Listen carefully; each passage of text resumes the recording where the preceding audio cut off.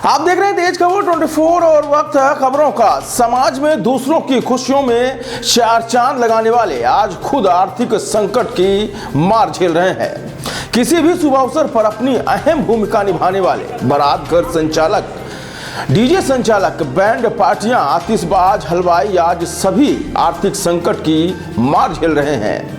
Corona के आपदा काल से इनके रोजी रोटी पर लगातार संकट मंडरा रहा है। ऐसे में अपनी पीड़ा सुनाने हुए आज बारात घर एसोसिएशन की ओर से एक प्रेस वार्ता का आयोजन किया गया। बारात घर एसोसिएशन के अध्यक्ष विजय निगम ने बताया कि पिछले 22 मार्च से बारात घरों एवं उससे जुड़े व्यवसायियों की आजीविका प्रभावित हुई है, जिनकी संख्या लगभग 15,000 से 20,000 है। उन्होंने कहा कि 80% बारात घर संचालक किराए की भूमि में अपना व्यवसाय कर रहे हैं। कोरोना काल में मानसिक दबाव झेल रहे बारात घर संचालक अब आत्महत्या करने को मजबूर हो रहे हैं, जिसमें प्रयाग गार्डन के संचालक द्वारा आत्महत्या करना इस बात का सबूत है। बारात घर संचालकों ने कहा कि कोरोना काल में शासन प्रशासन से कई बार मदद की गुहार लगाई गई, लेकिन कोई प्रभाव नहीं पड़ा। एसोसिएशन के अध्यक्ष विजय निगम ने बताया कि नगर पालिक निगम रीवा द्वारा वर्ष 2016 में बारात घर पंजीयन की कार्रवाई की पहल की गई, जिसमें संचालकों को सभी जरूरी दस्तावेज मुहैया कराने के लिए कहा गया। वर्ष 2017 एवं 18 में यही प्रक्रिया दोहराई गई। फिर 2019 में अचानक हाईकोर्ट का हवाला देकर, उज्जैन की उप विधियों का हवाला देकर कठोर कार्रवाई भी की गई और बारात घरों में ताले जड़ दिए गए। बारात घर संचालकों को बिना उनकी खामियां बताए, बिना जांच किए गिराने का आदेश तक दिया गया। इसमें कुछ लोगों को अस्थायी लाइसेंस जारी किया गया, पर आज दिनांक तक उन्हें स्थायी नहीं किया गया है। एसोसिएशन का कहना है कि 5 वर्षों से पंजीयन शुल्क भी नगर निगम द्वारा निरंतर जमा कराया जा रहा है, जबकि नगर निगम टैक्स प्रक्रिया 1 अप्रैल से 31 मार्च तक ही वैध मानी जाती है।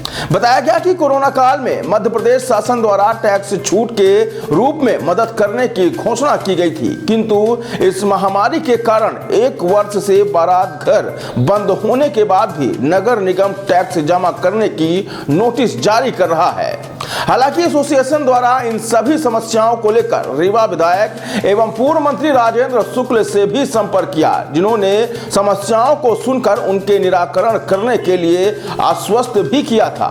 बारात घर एसोसिएशन का कहना है कि हम हर नियम का पालन करने को तैयार हैं, तो प्रशासन से सहयोग की अपेक्षा है, जिससे हम सभी का रोजगार चलता रहे। बारात घर एसोसिएशन रीवा, मैंने आज मीडिया के सामने, मीडिया के जितने पत्रकारिता बंधु हैं उनका, प्लस अपने बारात घर एसोसिएशन की तरफ से जितने हमारे जुड़े हुए व्यवसायी हैं, जैसे डीजे है, फ्लावर है, स्टूडियो फोटोग्राफर्स हैं और साउंड सिस्टम है, होटल एसोसिएशन है, ढोल ताशा है, वेटर हैं, इनको सभी के बुला के हमने कि आज यहाँ पर बारात घर एसोसिएशन की तरफ से नव वर्ष मिलन समारोह किया है।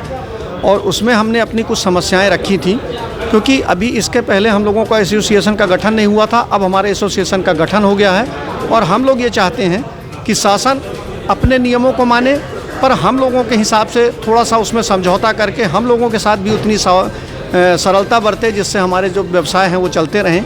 कारण कि हमारे व्यवसाय में बहुत सारे ऐसे व्यवसायी हैं जो किराए की ज़मीन पर लेकर संचालन कर रहे हैं बारात घरों का। उनकी अर्थव्यवस्था इतनी अच्छी नहीं है, पर शासन द्वारा बार बार नई नोटिसें देकर उनको नए तरह के नियम बताकर उनको परेशान किया जाता है। मैं चाहूँगा कि आप जितने नगर निगम के अधिकारी हैं वो एक बार सब हम लोगों को बुलाकर बैठ लें और हम लोगों के साथ भी उस सब चीज़ों को बातें करें और जितना भी हम लोगों को समस्याएं उनको भी सुने और उसके बाद निराकरण के कुछ ऐसा कर दें जिससे सबका कार्य चलता रहे। कारण कि रीवा में अभी कुछ दिन पहले एक आपके प्रयाग गार्डन है बदराव में, उनके जो संचालक हैं कुशवाहा जी, उन्होंने आत्महत्या कर ली थी। कारण ये था कि उनके ऊपर बैंक का कुछ कर्ज वर्ज था और बड़ा परेशान थे और बड़ा ग्रसित थे वो इस समस्या से। तो मैं ये चाह रहा था, इसके पहले एक बार शासन ने भी किया था कि भाई 8 महीने से बारात घर पूरे बंद हैं, तो उसमें कुछ टैक्स में छूट या इस तरह से किसी तरह की शासकीय मदद, पर हम लोगों को कुछ भी नहीं मिली। नगर निगम के हम नगर निगम का टैक्स देते हैं, 1500 रुपये की पर्ची कटाते हैं, तो मुझे लगता है प्रत्येक बारात घर से प्रत्येक वर्ष कम से कम 3 लाख रुपये जाते हैं, 4 लाख रुपये। और अगर हम 80 बारात घर भी छोड़ें तो 2.5-3 करोड़ रुपए जाते हैं साहब। तो मेरा कहना यह है कि अगर उनको हमसे मिल रहा तो हमें भी वो कोऑपरेट करें और थोड़ा सामंजस्य स्थापित करके ऐसा कर दें कि जिससे सबकी रोजी रोटी चले, कोई भूखा ना मरे और सबका काम हो जाए।